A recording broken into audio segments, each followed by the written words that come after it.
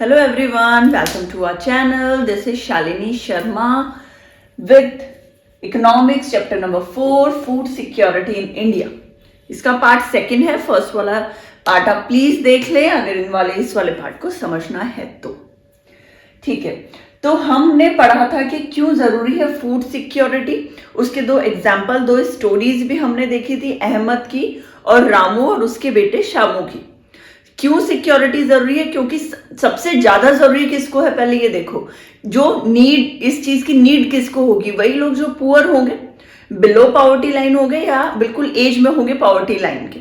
Basically उन्हीं को needs है. तो उनके लिए गवर्नमेंट ने क्या क्या फैसिलिटीज अब प्रोवाइड करती है, करती थी, करती रहेगी, कौन कौन सी, ये हम समझते हैं. Green revolution. ग्रीन रेवोल्यूशन ये लास्ट वाला जो मैंने पार्ट था उसमें लास्ट में ग्रीन रेवोल्यूशन के कुछ क्यों हुआ था, कब हुआ था, ये बताया था. ये हुआ था हमारे इंडिपेंडेंस के बाद. स्टार्ट क्यों करना पड़ा था? क्योंकि हमारी हालत हो गई थी भुखमरी वाली. लोगों के पास अनाज नहीं बचा था खाने के लिए फॉर 2 and 3 years, 2-3 साल के लिए. जबकि एक टाइम ऐसा था कि पूरे इंडिया में इतना ग्रेन, इतना क्रॉप था कि पूरे इंडिया की पॉपुलेशन बैठे बैठे खा सकती थी.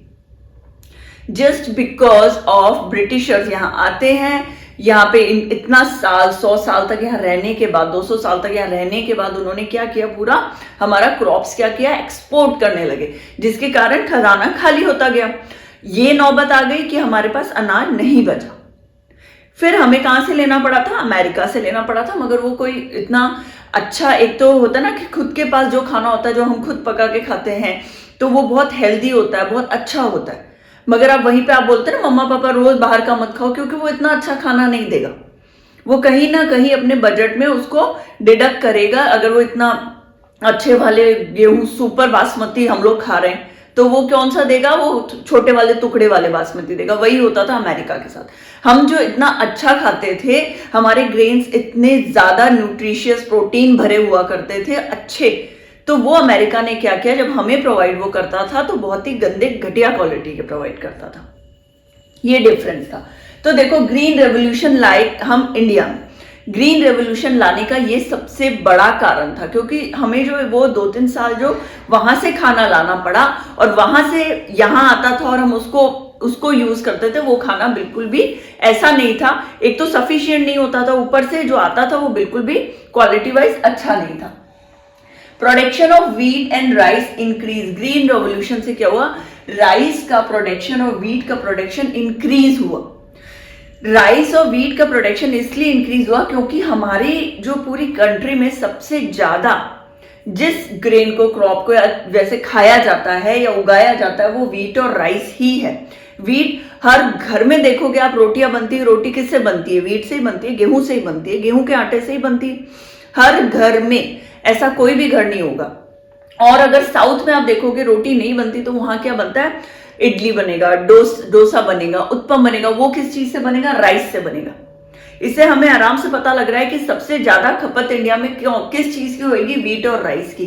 तो ग्रीन रेवोल्यूशन में सिर्फ व्हीट और राइस ही नहीं उगाया गया था, मगर जहां 60-70% व्हीट राइस का प्रोडक्शन किया गया, वहीं 30-40% दूसरे क्रॉप्स का, ग्रेन्स का भी किया गया था. और ये बहुत ज्यादा जरूरी था. ठीक है. और फिर डिसप्रोपोर्शनेट क्यों हो गया था? देखो, इतना कुछ तो हुआ, हर जगह, हर स्टेट में इस चीज की वैल्यू करने लग गए लोग कि हम ज्यादा से ज्यादा उगाएंगे तो हमारे लिए फायदा, हमारी पूरी इंडिया के लिए फायदा, कि हम कहीं और से महंगा सामान ना लेके हम खुद ही उगा रहे हैं, तो हम सस्ते में खाएंगे. हम यहीं की यहीं उगाएंगे तो हमें सस्ते में मिलेगा. तो ये चीज लोगों को उस वक्त समझ में आ गई थी, गवर्नमेंट ने समझाई थी. मगर क्या हुआ था, किसी किसी जगह में, जैसे कि पंजाब, और पंजाब जो है वो तो वैसे ही, पंजाब हरियाणा में तो भाई कल्टीवेशन का काम ही है मेन. तो पंजाब हरियाणा के लिए तो बहुत ही ज्यादा फायदा हो गया था. वो लोग एक्सट्रीम लेवल पे, भाई वो जो होता है ना कि कल्टीवेशन भी कर रहे हैं और उससे बिजनेस भी कर रहे हैं, क्योंकि वो सेल कर रहे हैं, गवर्नमेंट को सेल कर रहे हैं, प्राइवेटली भी सेल कर रहे हैं. तो जब वो कमा अच्छा रहे, जब वो क्रॉप्स अच्छा उगा रहे हैं, तो वो कमा भी अच्छा रहे. मगर किसी जगह पे, जैसे उड़ीसा हो गया, वहां पे जो सिचुएशन थी वो इतनी बेटर नहीं हो पाई थी.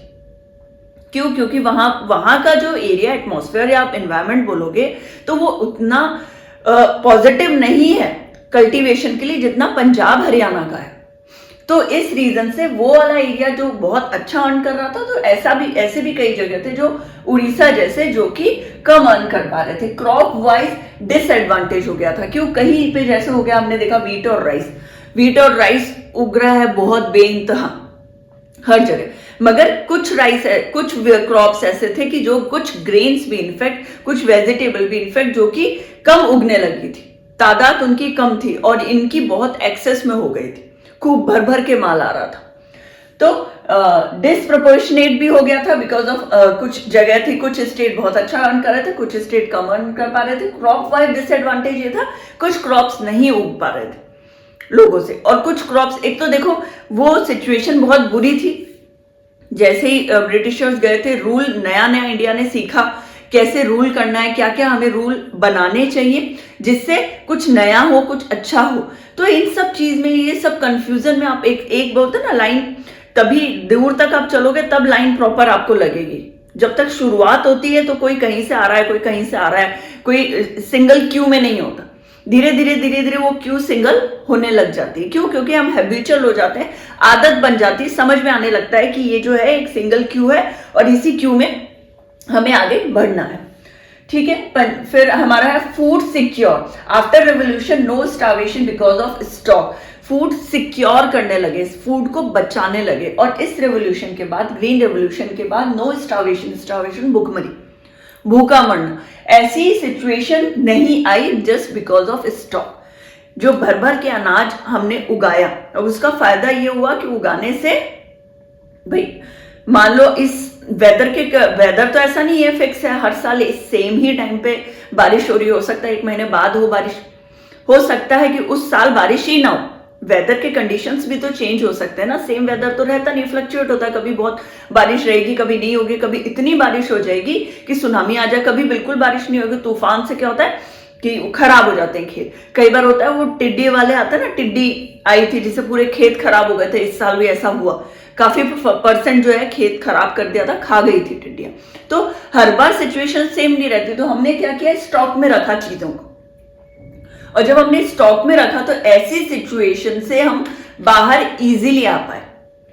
कोई भी चीज, आप कोई सामान बचा लोगे, मान लो मैंने एक छोटे बच्चे को 5 इरेजर, 5 शॉर्पनर दिया या 5 पेंसिल दी, एक तो मैं इकट्ठा दे दूं, वो कभी किसी से काम कर रहा है, कभी किसी से काम कर रहा है, 1 हफ्ते में तो खत्म कर देगा शार्प करके। वही मैं उसे बोलूं बेटा आज मैं 1 दे रही हूं, कल या अगले हफ्ते में 1 दूंगी, तो वो अनटिल अनलेस वो 1 पेंसिल उसकी खत्म नहीं होगा, वो जब तक दूसरा नहीं लेगा। तो वो मेरे स्टॉक में था, इसलिए वो सेव था और इसलिए वो सेफ भी था। तो ऐसी सिचुएशन हमने क्रिएट करी किस चीज के लिए? क्रॉप्स के लिए, फूड के लिए। इसकी सिक्योरिटी करी, इसको बचा के रखा। और इससे क्या हुआ, इस रेवोल्यूशन में के बाद जो स्टार्वेशन जैसा हमारे कंट्री में कभी ऐसा नहीं हुआ कि बहुत भयंकर स्टार्वेशन के कारण, भूखमरी के कारण लोग मरे। जैसे बंगाल में हमने पढ़ा कि 30 लाख के करीब लोग मरे थे, ऐसा फिर कभी भी नहीं हुआ। Indian food security of India government based on 2 components. जो 2 कंपोनेंट है इंडिया के, जो इंडिया की जो फूड सिक्योरिटी है, 2 कंपोनेंट के बेस पे वो चल रही है। क्या क्या है वो? Buffer stock of food grain. क्या होता है देखो, बफर स्टॉक क्या होता है? सबसे पहला है बफर स्टॉक। बफर का क्या मतलब होता है? सबसे पहले तो ये समझो, बफर मतलब मैं बताती हूं, एक ये जगह है, एक ये सिटी है मान लो, एक ये दूसरी सिटी है, इन दोनों के बीच में जो सिटी है उसको हम बोलेंगे बफर सिटी। बफर सिटी मतलब ये बीच की बची हुई या बीच के जो इस जगह है उसको हमने फिल कर दिया। किस चीज से? इस बफर सिटी से। ये गोडाउन है खाने का, ये गोडाउन है खाने का, यहां से सेल होती है, यहां से सेल होती है, बीच में हमने बफर बना दिया। बफर मतलब हमने अब इसका स्टॉक कर लिया। यहां से सेलिंग कर रहे थे, यहां सेलिंग कर रही थी, जब दोनों जगह खाली हो जाएगा तो यहां जो ग्रेन है वो काम में आएगी। इस बफर में जो ग्रेन है, इस स्टॉक में जो ग्रेन है वो काम में आएगी। तो हम इसको क्या बोलते हैं? Buffer stock. Stock of food grain. Food grain का स्टॉक देखो, ये है 2 जगह, दो सिटी या दो प्लेस या दो फैक्ट्रीज या दो कुछ भी मान लो, उसके बीच में है ये बफर। बफर कंट्री कितनी बार सुना होगा, ज्योग्राफी में हम पढ़ते हैं, दो कंट्री के बीच में जो कंट्री होती है उसको बोलते हैं बफर कंट्री। तो वैसे ही ये जो बफर है वो इससे क्या रिलेशन है कि बफर स्टॉक मतलब यहां से भी हम कमाई कर रहे हैं, गेहूं और राइस दे रहे हैं, इधर से भी गेहूं राइस दे रहे हैं, तो भाई बचा कहाँ रहा है, बचा हम यहाँ रहे हैं buffer stock. Stock of food grain, food और ग्रेन का stock. Food corporation of India government procure grain from farmers. अब क्या कर रही है government, food corporation of India रखती है इसको। बफर स्टॉक किसके अंडर में आ रहा है, फूड कॉर्पोरेशन ऑफ इंडिया के अंडर में आ रहा है। ये बहुत ज्यादा इंपॉर्टेंट है। क्यों, अगर ये वन लाइनर में आ जाता है कि किसके अंडर में आती है बफर स्टॉक, तो आपको ये लिखना है फूड कॉर्पोरेशन ऑफ इंडिया। तो गवर्नमेंट ने क्या किया, ग्रेन फार्मर से, जैसे कि वीट हो गया, राइस हो गया, बेसिकली पंजाब हरियाणा, एक एग्जांपल बता रही हूं मैं कि मैं कुछ कीवर्ड्स लिखा है, मेरी बात समझो। तो वो फार्मर से खरीद रही है। अब वो जब फार्मर से खरीद रही, भाई वो तो काफी तादाद में उगा रहे हैं क्रॉप्स, वीट उगा रहे हैं। मान लो एक फार्मर है या एक स्टेट के जो फार्मर्स हैं वो वीट उगा रहे हैं, खूब तादाद में उगा रहे हैं, तो वो बेच भी रहे हैं, खुद के यूज में भी ले रहे हैं। जो बचा हुआ सामान है, गवर्नमेंट बोल रही है जो बचा हुआ ग्रेन है वो अब हमें दे दो, बचाए कि वो खराब होगा, क्योंकि जैसी बारिश होगी वो खराब हो जाएगा। उनके पास इतनी जगह थोड़ी है कि वो उसको भी स्टॉक में रख सके इतना सारा अनाज को। तो गवर्नमेंट ने बोला जो बचा हुआ अनाज है आप प्लीज हमें दे दीजिए, हम उसको स्टॉक में रख लेंगे। किस चीज के लिए, जो कि जहां जरूरत है, देखो आगे पढ़ेंगे, वहां देने के लिए।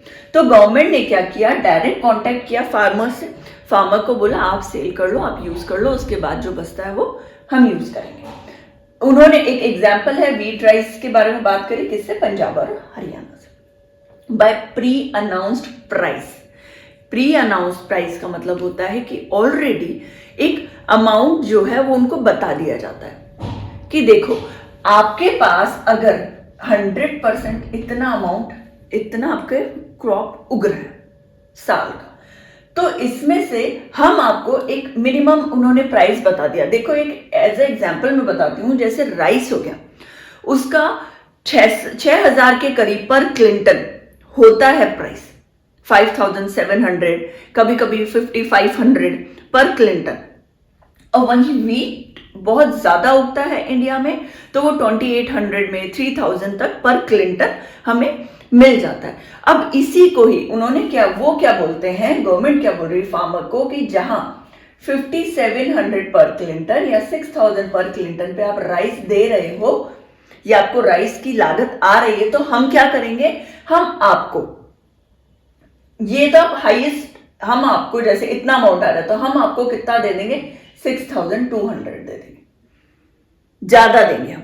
तो हम आपको ज्यादा दे रहे हैं तो आपको प्रॉब्लम नहीं होगी। फार्मर बोलेगा कि हाँ ठीक है, मैं बजाय कि हम मैं खुद दूं, मैं आपसे ले लूंगा।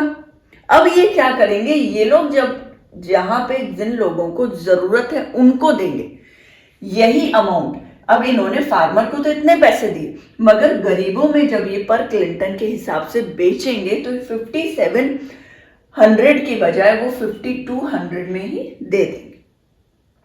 समझ में आई? इसका अमाउंट तो इन्होंने थोड़ा सही बढ़ा के दे दिया, कई बार सेम अमाउंट में भी जाता है जो अमाउंट आ रहा है। वैसे 2,800 का अगर वीट पर क्विंटल है तो गवर्नमेंट मान लो 2,800 में ही वो उनसे खरीद लिया या 3,000 में खरीद लिया, मगर जब वो दूसरे गरीबों को देती है तो वो कितने में देगी, 2,200 में ही दे देगी, 2,300 में ही दे देगी, 2,000 में ही दे देगी। तो भाई फायदा इधर भी हो रहा है, गवर्नमेंट से फायदा उन किसानों को भी हो रहा है जिससे वो ले रही है, और उनको भी हो रहा है जिसको वो दे रही। ओवरऑल ग्रीन रेवोल्यूशन का यही फायदा हुआ, जिससे अब ऐसी सिचुएशन नहीं आई कि लोग इस तरीके से मर रहे हैं भूखमरी से। समझ में आई ना ये बात? देखो ठीक है, by pre announce price, minimum price MSP, ये किसके लिए है बच्चे, मिनिमम प्राइस खरीदने के लिए नहीं, देने के लिए।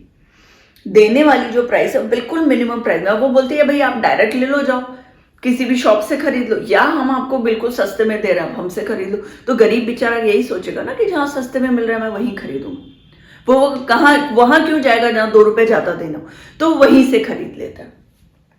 स्टोर इन ग्रेनरीज, अब कहाँ स्टोर करती है गवर्नमेंट? भी तो एक कोई जगह चाहिए जहां उसको स्टोर करना है, तो वो ग्रेनरीज में, ग्रेनरीज ऐसे नहीं छोटे मोटे स्टोर होते हैं, ह्यूज स्टोर होते हैं, बड़े बड़े स्टोर होते हैं, काफी किलोमीटर तक फैले हुए, उन जगहों पे ये स्टोर कर लेती है। वहां बारिश, डायरेक्ट सनलाइट तेज या डायरेक्ट बारिश वहां नहीं आती, ठंड धूल मिट्टी ऐसी जगह पूरा पैक होता है और बहुत किलोमीटर तक फैले होता है और उसमें वो स्टोर करती रहती है ग्रेनरीज में, ठीक है। सो बफर स्टॉक इज गुड, बहुत अच्छा है बफर स्टॉक, एक स्टॉक बचाना बहुत अच्छा है, just because distributed to poorer. हाँ देखो, पुअर, बिल्कुल पुअर स्टेट या पुअर पीपल के लिए, जिनको सबसे ज्यादा जरूरी है उन्हीं के लिए तो है ये। अगर आप अच्छी, उससे आप अच्छा कमा रहे हो या अच्छा आपकी अर्निंग है, तो आप तो वो 2 रुपए ज्यादा देके भी ले लोगे। ये उन लोगों को बहुत फायदा कर रहा था जो बहुत ज्यादा कर रहा है, जो बहुत ज्यादा पुअर है, जो इस चीज पे 2 रुपए बचते हैं उस पर भी उन्हें फायदा लगता है, ठीक है। Poor state of society low price में वो दे देती, बेसिकली ये गरीब लोगों के लिए। डिस्ट्रीब्यूशन, डिस्ट्रीब्यूशन किस चीज का? Public distribution system, public distribution to regulate ration shops. अब ये डिस्ट्रीब्यूट कैसे करेंगे भाई? हमने मान लिया कि हमने ग्रेन बचा भी लिया, हमने ग्रेन को बफर स्टॉक के उससे हमने उसको स्टॉक में भी कर लिया, अब हम डिस्ट्रीब्यूट कैसे करेंगे? लोगों तक कैसे पहुंचाएंगे? तो हम लोगों तक पहुंचाने के लिए we regulate ration shop. Ration shops होते हैं ना, जो किराने की दुकान हो गई, वो गवर्नमेंट की भी होती है। आप ऐसी जगह जाइए जहां पे जैसे स्लम्स एरिया है, वहां कहीं ना कहीं गवर्नमेंट ने, जैसे मुंबई वाले स्लम्स एरिया में देख लो, या आप जिस सिटी में रहते हैं या जिस एरिया में रहते हैं, वहां पे जरूर गवर्नमेंट एक राशन शॉप प्रोवाइड करती है। उस राशन शॉप में क्या होता है, कार्ड्स बनते हैं। मैंने आपको अभी लास्ट वीडियो में बताया था कि जैसे ये जो कार्ड्स हैं वो नॉर्मल ऐसे लोगों को नहीं लेना चाहिए जो कि अच्छा खासा उनकी इनकम है, उन लोगों के लिए फायदा करती है जो वो अर्न नहीं कर सकते, इतना खाने के भी पैसे नहीं है उनके पास। तो ऐसे लोगों के लिए कुछ कार्ड्स बनवाती, वो कार्ड के बेसिस पे वो लोग राशन खरीद सकते हैं फ्री ऑफ कॉस्ट या मिनिमम प्राइस पे। अगर हम 20 रुपए का या 30 रुपए की सूजी का पैकेट ला रहे हैं तो उन्हें सिर्फ 5 या 7 रुपए ही देने पड़ते हैं, इतना डिफरेंस रहता है, ठीक है। तो ये बहुत अच्छा गवर्नमेंट ने जो चलाया है, बहुत अच्छा है।